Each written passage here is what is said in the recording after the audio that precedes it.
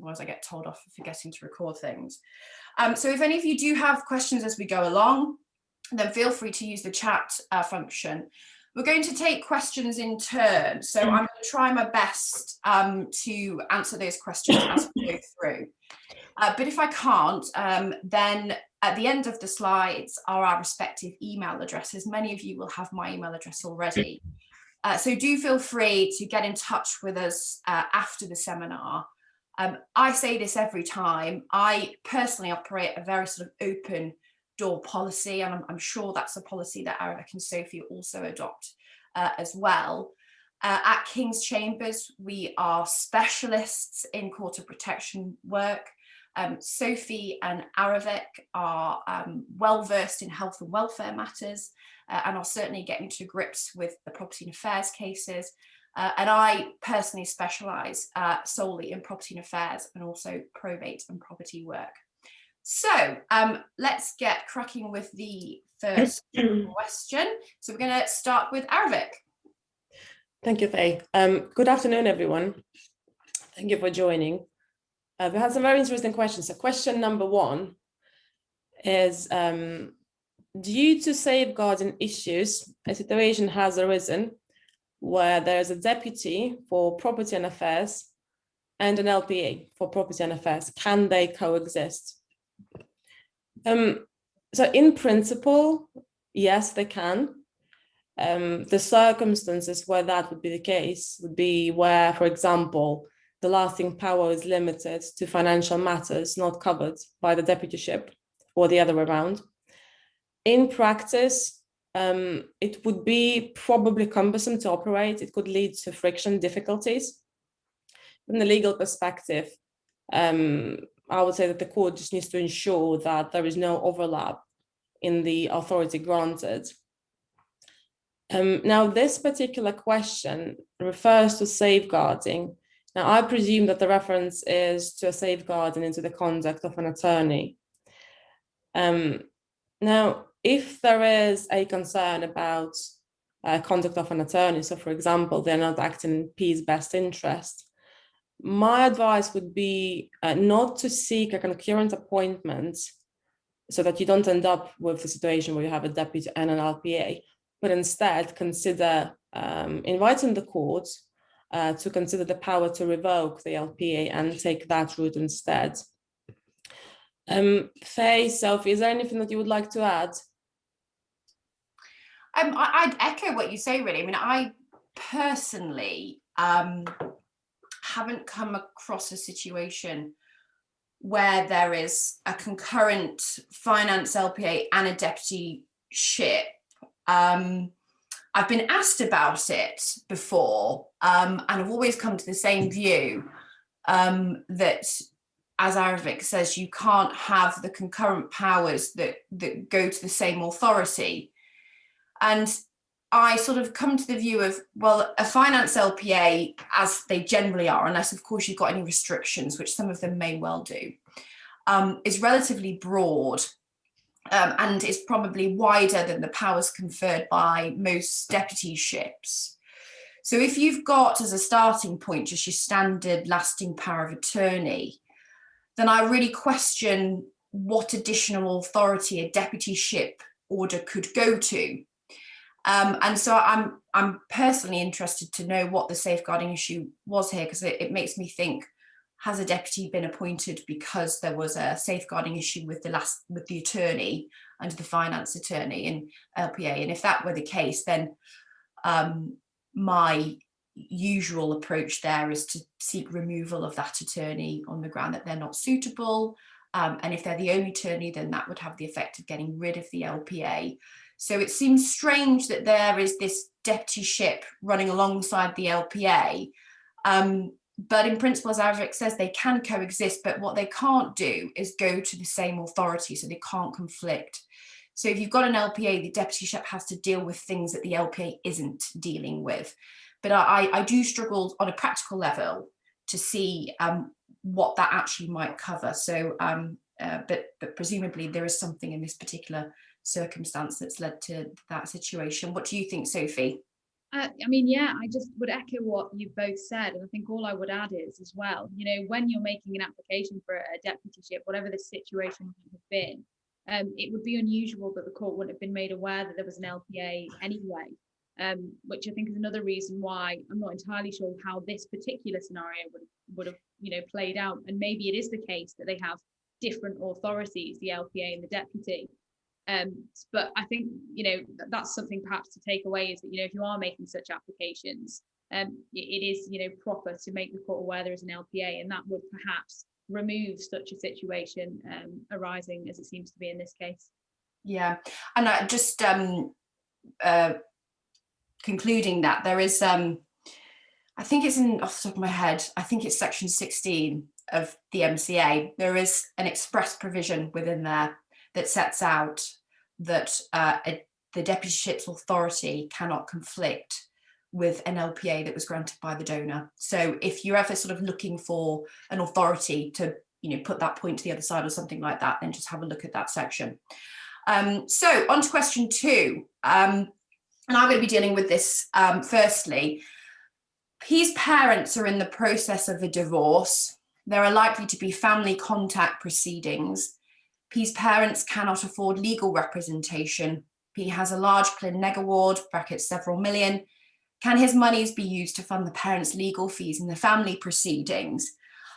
I wasn't surprised by this question, actually, because it's something that, for me, with sort of the large brain injury cases that I deal with, it actually crops up quite a lot, which I suppose in itself is sad. But the general position is to remember, as a finance deputy, what your general authority is, and that's a term that has probably been hammered home to you all this year because of re-ACC. But it's always important to understand what the extent of your general authority is, because as a deputy, you are always acting as an agent for P.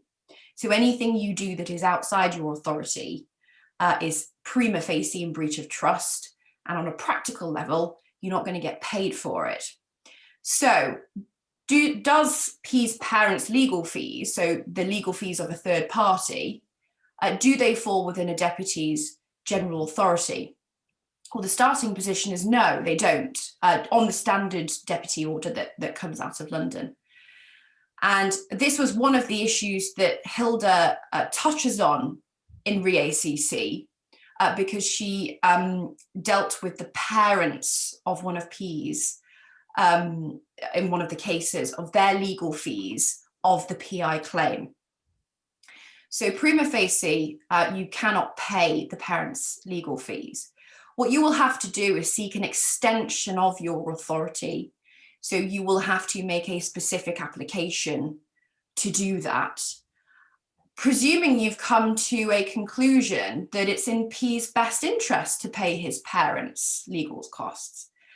And many of you will say, well, why should P pay for that? And I understand why many will. There is always the big question of affordability. If paying those fees are going to prejudice P's ability to meet his or her needs in any way, either presently or in the future, then that is going to be a huge factor in predicating against paying them.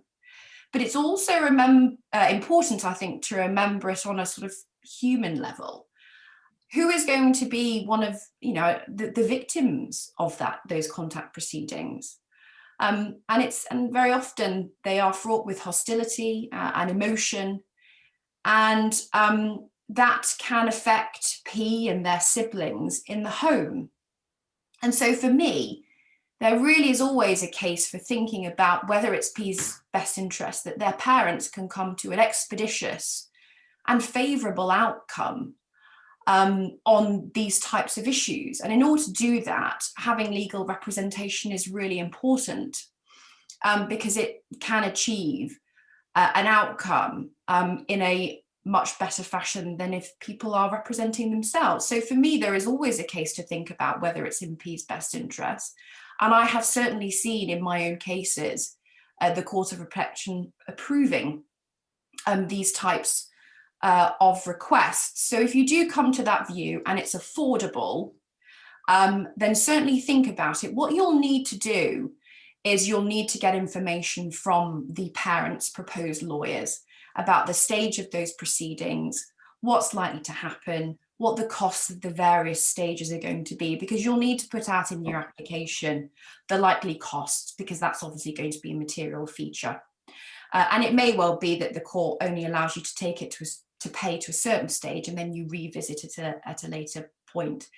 One thing I've done before is, if you then sometimes these are often dealt with in conjunction with ongoing health proceedings, and sometimes I've actually, on behalf of a deputy, we sort of inserted ourselves into that health application in order to extend the authority. I've also had a case where family proceedings and the judge had a COP ticket as well. So we sort of, again, used the existing proceedings and asked the judge to sit with a COP, with their COP hat on, in order to extend the authority. And that's usually sort of more practical way of dealing with it. So ways to think about it there. Do any of you two have anything to add to that? Nothing in particular to add to the answer. No, all I would say is a really, I think, important point you raise, and I think sometimes it can be forgotten by, you know, not only deputies but us as legal representatives as well, is that human side to these things that, you know, you're raising, and the very human element to a lot of these best interest decisions that we make. I think we can sometimes get a bit almost worried by what our authority is and sort of the limits of what the law itself says. But, you know, Section 4 of the Mental Capacity Act talks about thinking about what PE themselves would actually want as an individual, as a person. And I think that's a really, you know, important point that can sometimes be forgotten, but is worth bearing in mind in cases and dilemmas such as this one. Absolutely. There's one question that's just been asked by Andrea Fletcher. Thanks, Andrea. What if there's no deputy, but the money is managed by trustees? So I'm presuming this is under some sort of personal injury trust. Would they have the authority to authorise payment of legal fees to parents? It entirely depends on the terms of your trust.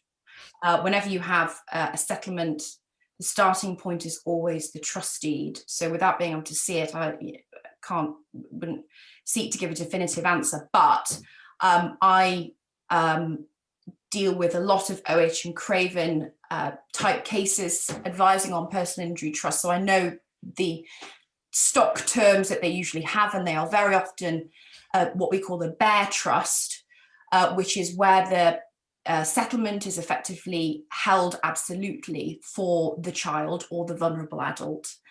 And there are the powers to apply the settlement by way of income or by way of capital. What they don't do is really allow the application of that money for anybody other than the child. And so I would be surprised if within that trust deed there were the power to apply it to a third party, because that's not usually what trust deeds permit. So I think you may struggle there, but in order to get a definitive answer, I'd need to have a look at the trust deed. Okay.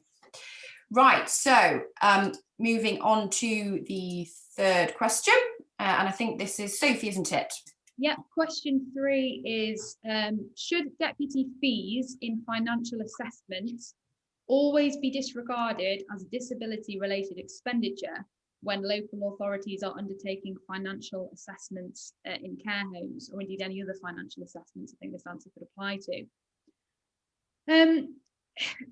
Where you go here is to look at the statutory guidance on it, the Care Act statutory guidance. And if you go down to Annex C, I'm sure some of you will be aware of this, so I won't sort of read it out to you as it's written.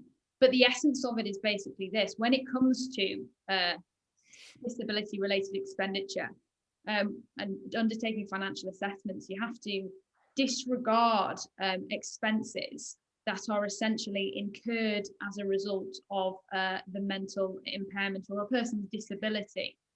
And it says, and in the guidance, there is a list of things that are, it recognises as the disability-related expenditure.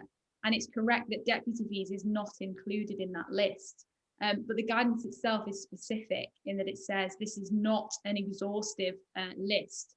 and it should include any reasonable additional costs directly related to a person's disability. And I think, you'd have quite a hard time trying to suggest that a deputy is not a cost that's directly related to a person's disability. And there's an ombudsman decision, in fact, on this particular issue from, I think it was 2017, but it still makes sense. And it speaks to that exact point, because what the guidance actually says is that there needs to be flexibility in what a local authority considers is a disability related expense, and that you should be taking into account anything that is necessary and reasonable.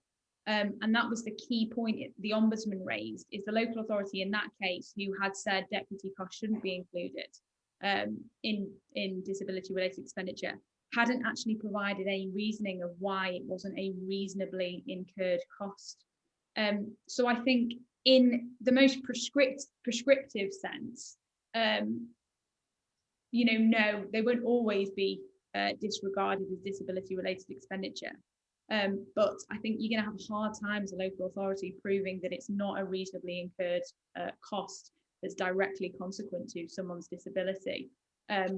So, I think it is, those deputy costs are something that would amount to a disability related expenditure. And unless, for whatever reason, you can prove they're not reasonably incurred. So whilst it's, as I say, it's not prescriptive, that's certainly what my feelings would be on it. I think they would always be included. Yeah, I think, as Sophie says, in principle, you can't definitively say they'll always be disregarded, but the circumstances in which they will be is probably going to be, rare as hen's teeth, I imagine, because how could you have a situation where you have a court-appointed deputy whose suitability has effectively been sanctioned by the Court of Protection for a local authority to then take a different view on the fees that are incurred as a result of that deputyship? I think where there may be scope to say it's unreasonable is, say, for example, you have a bill assessed by the SCCO and it's assessed at X amount, but on the indemnity principle, the costs incurred are actually an additional 10 grand, for example. So you've got what the SSCO have assessed, but then you've got an actual high figure.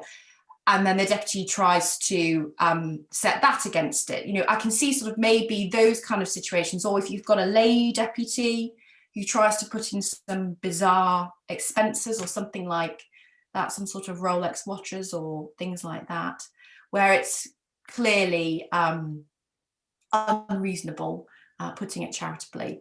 And there may be those kind of circumstances, but I think the general starting point, as Sophie says, is that as a local authority, the burden's probably going to be on you to say why that expenditure is unreasonable and should be taken into account or shouldn't be taken into account. And on that point, in support of that argument, there is currently an OPG guidance, and that doesn't provide for deputy fees as an item which ought to be disregarded, but it says that personal assistant expenses should be. Now, personal assistance in relation to a disability. So one would argue, if I can have a personal assistant assisting me with a disability of the body, why can't I have somebody assisting me with a disability of the mind? So why would they be treated differently? And so arguing that point would then mean that if I can have a personal assistant for care, then the same should apply to deputy fees. In relation to what the local authority can do then under the guidance, it's still a matter of discretion. So it says that this personal assistant expenses should be disregarded rather than must be. So it is a matter of discretion. Okay, and then we've got question 4, what I think Aravik's going to deal with. Let's see this. Can a professional deputy gift equipment that a client no longer uses without seeking specific authority from the COP? The gift accords with client family wishes. Right, so in general, power to give gifts is subject to a standard order. The case law on the point actually stipulates that this power is very narrow, it's very limited. And the paramount consideration is always whether the gift is in P's best interest. So you would be looking at things like the size of P's estate, the extent to which P was in the habit of making gifts of a particular size, what family think P would have wanted. So it's not what the family wants, but what the family think P would have wanted, which is a different consideration to family wishes. Is P likely to regain capacity to make a decision themselves? These are just a few of the considerations that would apply. Generally speaking, unless the power of attorney or deputy order says otherwise, you can make a gift only if it's either to a family member or people whose needs P is expected to meet, or give to a charity. Now, in both cases, it's essential that the gift is of a reasonable value given the size of P's estate. And then if you want to change the limits and the gift you can give as an attorney or as a deputy, you need to apply to the court. It has to be a court application. Yeah, I think that, I mean, I know who has asked this question, and I can see why it's been asked, because there are likely to be circumstances when P may no longer have a need for a piece of equipment. They may have a friend who has a need for it for whatever reason, and it's simply not proportionate to make an application, particularly when you balance the cost of that application versus the market value of the piece of equipment. And it may well be that the equipment doesn't really have much of a second-hand market value. The problem, however, is that if you're transferring legal title of something to somebody else without consideration, or for no consideration, it's a gift. And as far as I see, the deputyship order is so clear that the authority to make a gift is so narrow. And unless you are giving this piece of equipment to a family member or someone who P can be expected to meet the need of on the customary occasion, then I struggle to see where else you can fit it in within the order. And so I think it would be one of those where you would have to make the application in order to get that authority. Because of course, if you gifted it without the authority, then you are technically acting outside the scope of your authority. That prima facie is a breach of trust. And it's the same when I deal with my executor cases. If you have chattels or possessions of an estate, you have a duty as an executor to obtain the best price for them, and you can only give them away if you've got one, a power under the term of a will, or two, the consent of all the beneficiaries. And so the Court of Protection steps into the shoes of the person consenting. Now, it may well be that if a gift is made, and then you subsequently have to make an application for something else, you can always seek to be relieved from that liability. And that's something always, I think, to remember with these, because I fear that some of these things are becoming far too regulated. And I know it's important to protect vulnerable people and P, but the nature of being a deputy now is that we're having to make applications all the time, and the person who loses out on that is P, because it costs money. But there is a power in section 22 of the MCA for the court to relieve an attorney from a breach of trust. Now, I've had this discussion with judges before in cases where they take the view that that also applies to deputies, and I've seen that in the bond applications. When someone responds to a bond application, they'll say, well, I did this, I know it's in breach, but I did it for these reasons, please sanction it retrospectively. And I have seen Her Honour Judge Hilda sending out orders where she has relieved a deputy retrospectively for doing something. And so, not that I'm inviting you to do this, but there is always the possibility to retrospectively apply for that relief, although obviously you're taking a risk. But I think in answer to it, if you're sending something that's for nil consideration to somebody outside the deputy order or section 12 of the MCA, then you're probably going to have specific authority for it, I'm afraid. Sophie, have you got anything to add on that one? No, nothing further to add on that one. Okay. I don't. Right, question 5. Oh, this is me. So in 2 recent appointments of a professional deputy applications, authority to sell piece property isn't included in the order. Will this be common practice going forward? I picked this one up because actually I did a training session for a large firm that has a trust corporation on all these re-ACC applications that you're all having to do by April. And this cropped up because we were discussing about whether within the order, the standard deputy order, whether if it's silent on sale and purchase of a property, whether that entitles you as a deputy to do that or whether it needs to be set out on the face of the order. And one particular deputy felt that it didn't have to be expressly stated, it just came within the management power.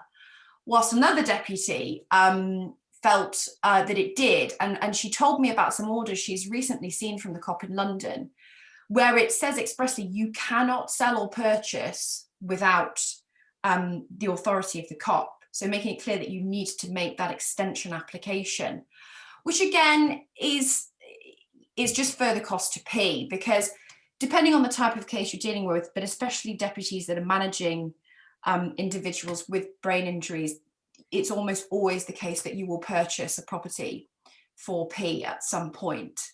And I think many have proceeded on the basis that it's inherent within the general order. And, you know, I have to say, I subscribe to that view, because when I look at what the order says, I mean, they say to exercise the same powers of management. Well, powers of management for a trustee of land, usually in the Talata Act, includes the power to manage any transaction, which includes sale.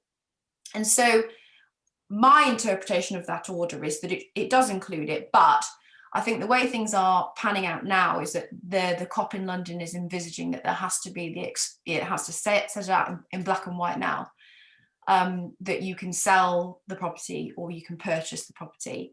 So I think it's becoming this task now of when you are seeking your appointment to think about that list of all those things that's likely to crop up in the first year or so of your deputyship and say, what's going to be on the horizon? And this is what I encourage people to do with the re-ACC applications when they're making their appointment, is say, I'm going to have this care team. There's probably going to be a couple of employment issues that crop up there. So I need a bit of an allowance for some employment law advice, or I'm going to have to buy because P needs a home, all these sorts of things. Set that out in the application. That's how I'm encouraging people to do it at the moment. And so far, so good. It seems to be finding favour.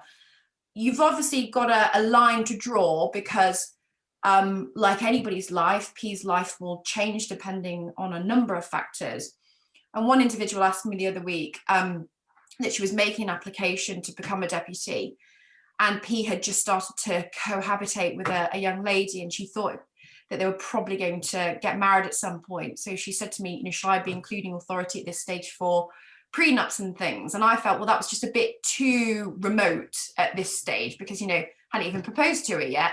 So I think you have to draw that line where you're not trying to chuck the whole kitchen sink in, but look at what's likely to be occurring. So I can hear my dog scratching at the door. So you can't all hear that. Think about what's likely to crop up on the horizon. And I think the reality is that sell and purchase of property is. So I would probably err on the side of caution now with appointment applications and include that. You two, have you got anything to add to that? No, that's spot on. Yeah, no, that's what I was going to say, all about just thinking that little bit ahead when you're making the initial applications. Right, so question 6, over to you, Sophie. Yeah, I think this is the final question we've got. And it's sorry, whoops. Jumping ahead. I promise my answer will be quick. Right.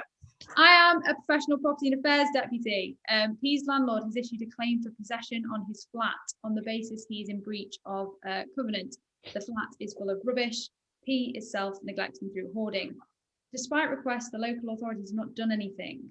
What can I do as a property and affairs deputy? I mean, the short answer is there's not really a lot you can do. I think it goes back to a point Faye made right at the beginning, which was, you know, you're only going to be paid for certain things. And in a lot of these cases, you know, P probably maybe doesn't have any money. And so if you sort of agree to act as a litigation friend in a case like this, you're not going to be paid for it. That is assuming, of course, that P lacks the litigation capacity in this case. And I mean, that is something that is so often overlooked when it comes to possession proceedings and things like this. And, you know, if you are a deputy and you force someone and these proceedings are brought, I think it's really important to get onto the local authority as soon as possible and highlight the issues and say, you know, we need to have a capacity assessment in relation to this because, you know, you think it's likely P is going to lack capacity. And in those circumstances, if P is found to lack capacity, no steps can be taken until a litigation friend has been appointed. Now, if you're not getting a response from the local authority, you know, it's a really difficult situation to be in ultimately. And I think, you know, I think the starting point is to look at why perhaps you're not getting a response and maybe write a more, as deputy, maybe write a more strongly worded letter to the local authority setting out exactly what it is you're asking them to do and the basis upon which you're doing it.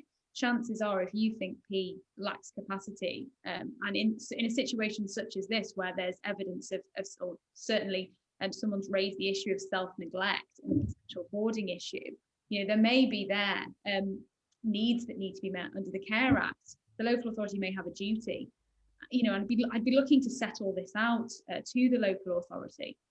Ultimately, if you're not getting anywhere with that, I think what you're probably going to have to do is sort of try and get the proceedings stayed, the possession proceedings, on the basis that you're going to say, you know, P lacks capacity, or at least we think P lacks capacity, and we're making steps in the Court of Protection to deal with that, and then get an application issued under Section 16 against the local authority to compel them to actually do something about it, because it certainly sounds like in this case it's likely that there are duties there to be met, and the local authority is, by ignoring you and failing to respond to you, they're actually neglecting those duties, which in the long term the local authority aren't going to want to do.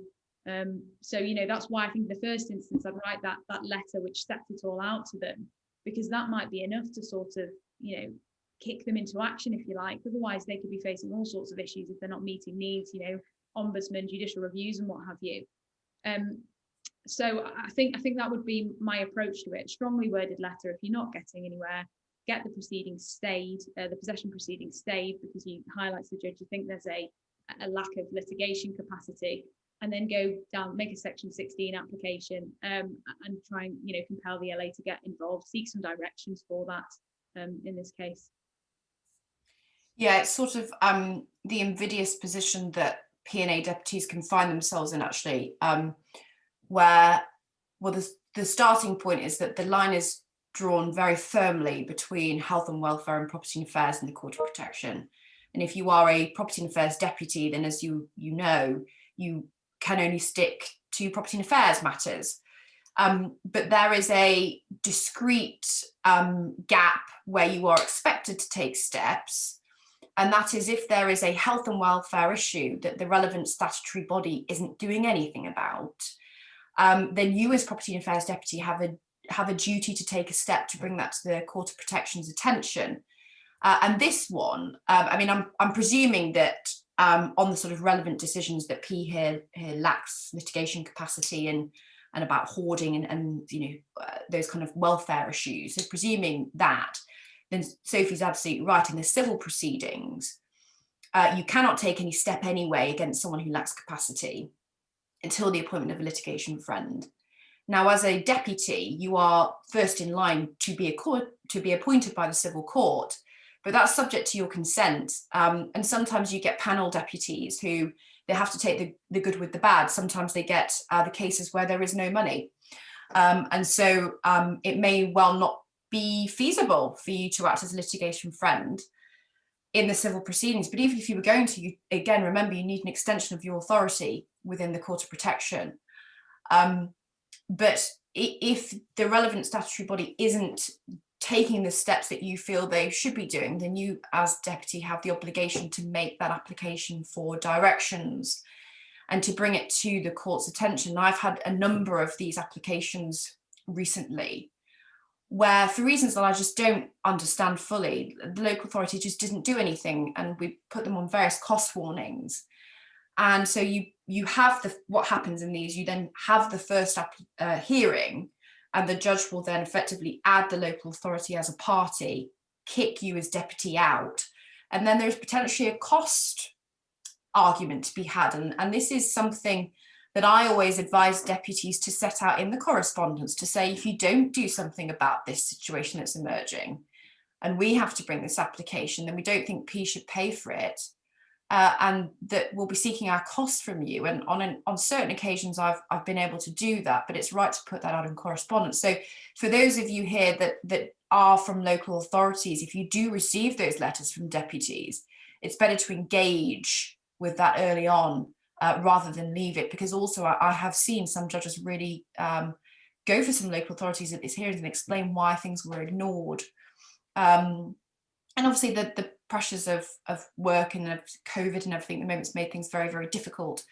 But in short, as the deputy here, if nobody's doing what they should be doing, you've got to bring it before the court's attention, and then you step away and let all the relevant people then deal with it from then on.